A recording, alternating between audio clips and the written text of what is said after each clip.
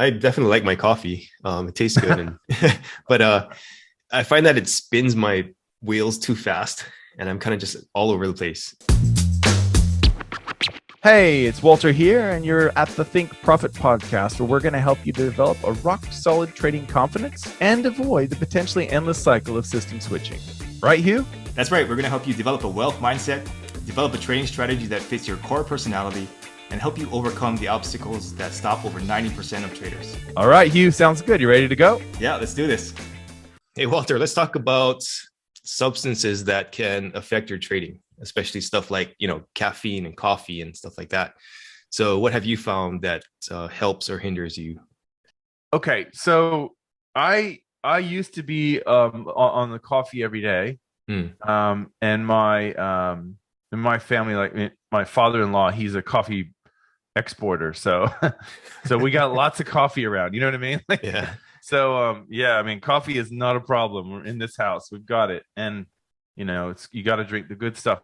So I used to be I was down that path, and every day, and I've done this repeatedly in my life where I'll go off coffee. I had a coffee shop for a while, right? Mm-hmm. Before I became like really sunk into my trading. I was into trading when I had my coffee shop, but I didn't have a lot of time because of the business. I didn't have a lot of time to do trading stuff.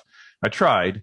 Luckily, the coffee shop was slow enough that I had some hours there, but but that's a different story. So I found personally for me, and I know some people, you can do like genetic tests and they'll tell you whether or not you process coffee, or caffeine or whatever, like they have that stuff. I found personally, I don't think I am a good candidate for like lifelong caffeine addiction. And so I've pulled back, and I've been off of it probably for like 3 or more years now. Oh, wow. Probably going on 4 years, so I'm off of it in terms of that. And the reason why is I don't like the crash.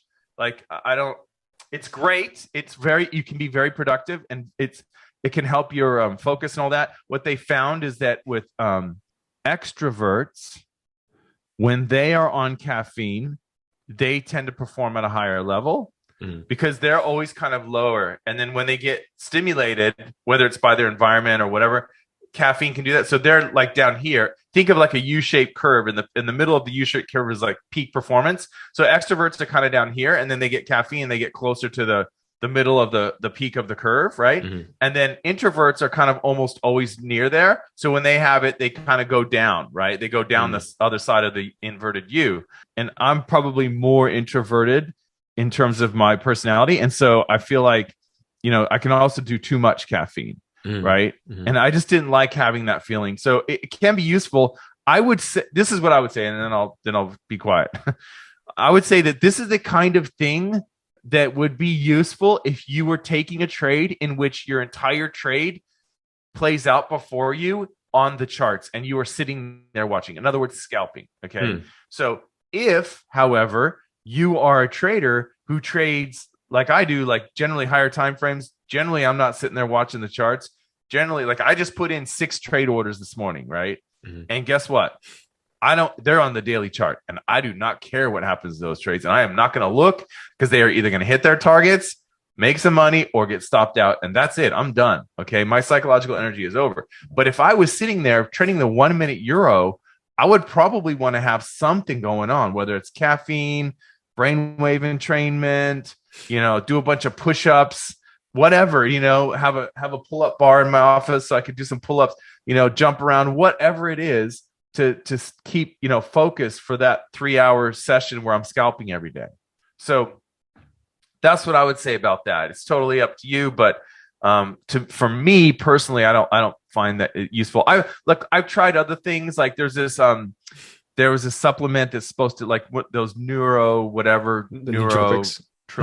Yeah. I tried that for a while. It didn't really seem to do much. It seemed like a bit of a scam, the one that I tried anyway. So So for me, I think you're better off doing like personal stuff, like brainwave entrainment is what, I would do that rather than just a substance. I find that to be well worth it, as opposed to, caffeine. But that's just me. What have you found?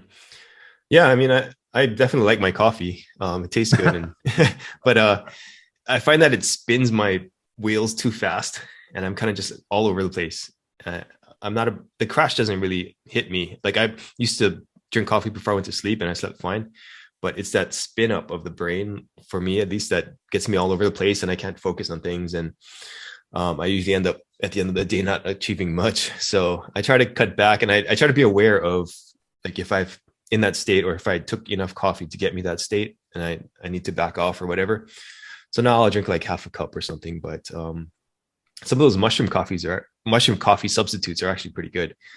I mean, they don't taste as good as coffee, but close enough. And you don't get that spit. I don't get that spit up, at least. I've tried the nootropics and they work, in a pinch, but I think, like you said, you're better off just doing like some internal work and some meditation or whatever to calm your brain, instead of relying on those nootropics. I think nootropics can be a good like bridge if maybe you're kind of, I don't know, you're depressed or something like that, right? It can kind of maybe give you a little boost until you can do it yourself. But otherwise, yeah, I don't see any long-term uses with that. I'd be interested in hearing your thoughts on alcohol, though. Like what are you doing with alcohol? Do you still drink, not drink, or whatever?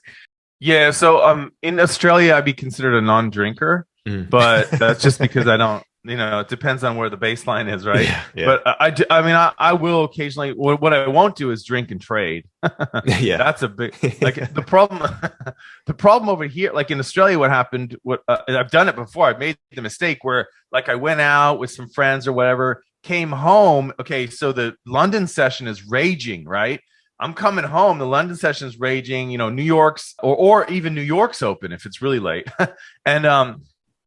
And then I place trades, and then in the morning I come back and look at my account and go, what was I doing? You know what I mean? So yeah. I made that mistake. I mean, the last time I did that was probably like 2006 or, back 2005 or 6. So I don't do that anymore, but I don't really drink that much either. I mean, they would say I'm a non-drinker, but I would drink. I would probably, okay. So here we are halfway through the year, right? So it's halfway through the year. So it's been 6 months.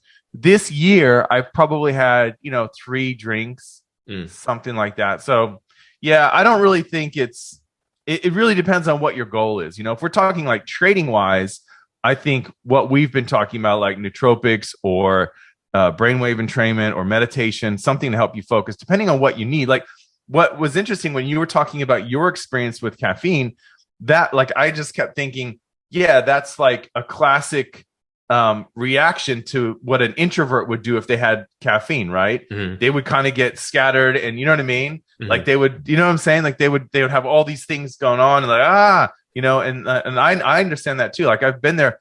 I found that routine sometimes helps. So like if you have this routine with your coffee where you're going to do this, like you kind of go down a checklist, that might help from straying away from that or whatever.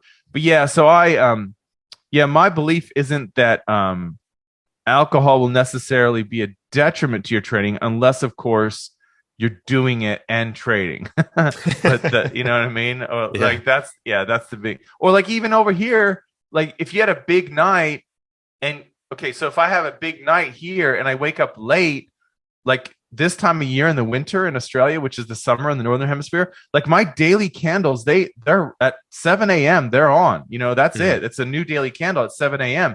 So if I'm not up, like if I'm sleeping in or whatever, because I drank too much last night, that, you know what I'm saying? Like that then I miss trades or whatever, right? Or get a bad fill or whatever. So in that way it could impact it. But I don't really think that, just having the alcohol in your system, I don't know. What are your thoughts? Yeah, I mean, I think it's totally up to the person, right? Like how they perform. But it's interesting because in the past maybe a couple of years, I've found that drinking beer really messes me up. Like even if I have a couple of beers, it's not a good thing in the morning.